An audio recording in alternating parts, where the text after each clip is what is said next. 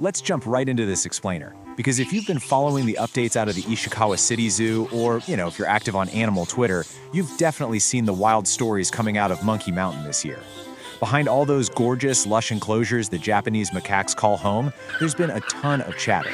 People have a lot of questions about how the zoo is managing the troop right now, so today we're breaking down an official statement directly from the zoo to get the absolute truth.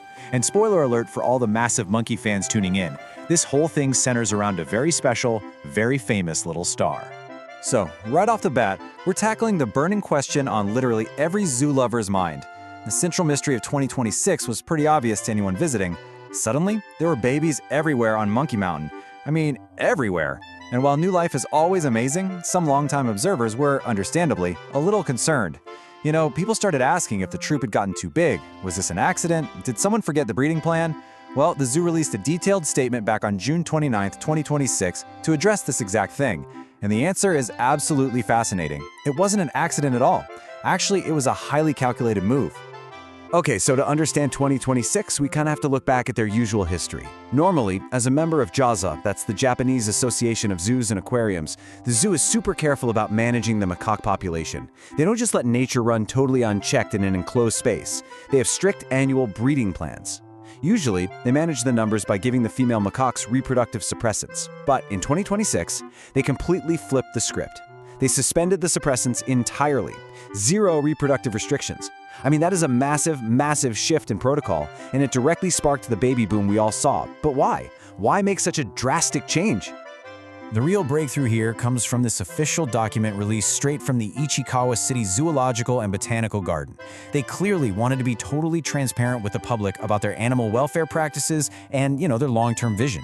And what's really interesting is they didn't just give one generic reason for lifting the restrictions, they laid out 3 distinct reasons. The way these reasons build on each other shows just an incredible level of dedication to the social dynamics of these highly intelligent animals. Let's break those 3 reasons down.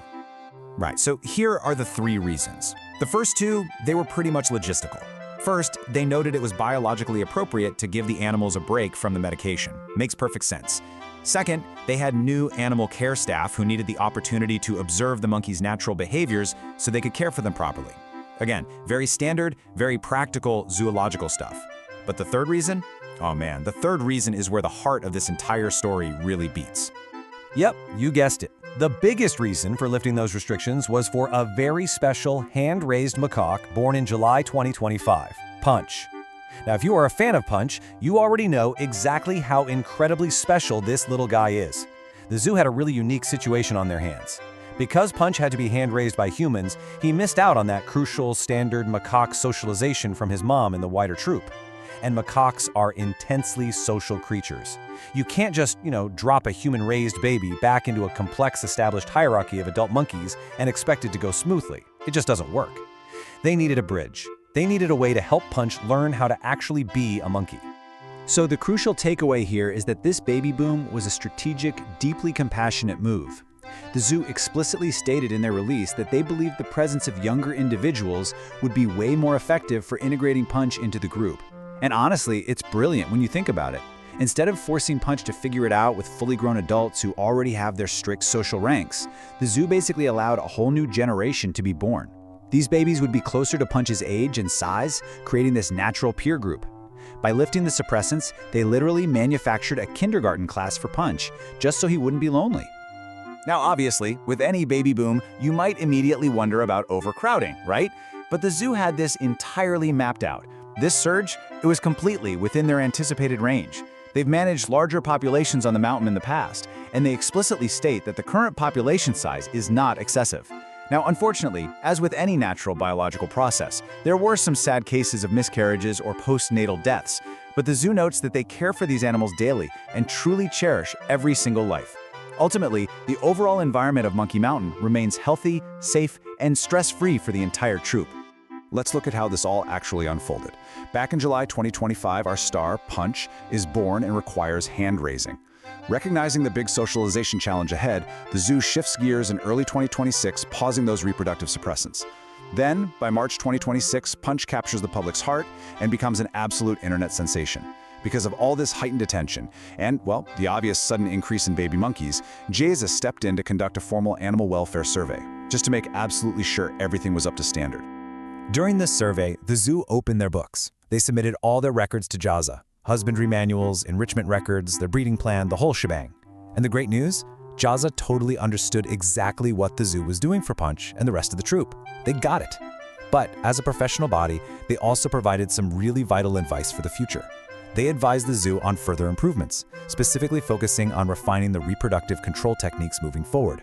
They also strongly suggested putting together a breeding plan with a much more medium to long-term perspective. Because hey, the kindergarten class for Punch was a massive success. But what's the plan for tomorrow? Well, taking JAZA's advice to heart, the zoo established a brand new breeding plan moving forward. And the target number of new offspring? 0. Yep, 0. Or at least very, very close to it. The primary goal of integrating Punch by giving him a younger peer group has already been set into motion. That 2026 surge served its very specific, incredibly heartwarming purpose. So now, the focus shifts right back to long-term stability. The zoo is pulling back on the reins to ensure the long-term comfort of the population. They have their balanced troop, and now they just need to maintain it. But you guys, the amazing news doesn't stop there. Just as the zoo is planning for the future of this newly expanded troop, they got an incredible boost. The Ichikawa City Council just passed a supplementary budget specifically aimed at the macaques' living space. The budget includes funding explicitly for the expansion of the back-of-house facilities. This is a huge win for the zoo and, of course, for the animals. The back-of-house facilities are absolutely crucial. It's where the animals sleep, where they get veterinary care, and where they can just take a break from the public eye. Expanding this means significantly more comfort for every single monkey on that mountain. So what does this funding actually mean for the troop moving forward? First, it means incredible new enrichment efforts. Think brand new puzzles, complex climbing structures, and new foraging activities to keep these incredibly smart monkeys mentally stimulated.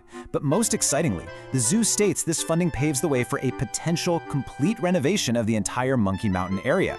I mean, just imagine a larger, more dynamic jungle environment for these macaques to explore. The timing honestly couldn't be better for a growing troop. Now, while ensuring a comfortable life for all the Japanese macaques is obviously paramount, and these new renovations are absolutely going to do that, the zoo's official statement makes one thing crystal clear. Their absolute top priority right now remains the successful integration of Punch into the troop. They are deeply committed to all the macaques, for sure, but Punch's unique situation requires their dedicated, unwavering focus. All of this, the temporary lifting of the breeding restrictions, the new babies, the careful monitoring by JAZA, the expanded facilities, all of it revolves around giving this one hand-raised macaque the best possible chance at living a normal, happy, highly social monkey life. So, we'll wrap up this explainer with an exciting thought. With new friends his own age and a much bigger, fully renovated home potentially on the way thanks to the City Council, the future is looking incredibly bright for Monkey Mountain. It really makes you wonder, doesn't it? If a zoo can literally orchestrate an entire baby boom just to make sure one little monkey isn't lonely, what other incredible unseen efforts are happening in wildlife care every single day? Keep your eyes on Punch and his crew. It's going to be amazing to watch them grow up.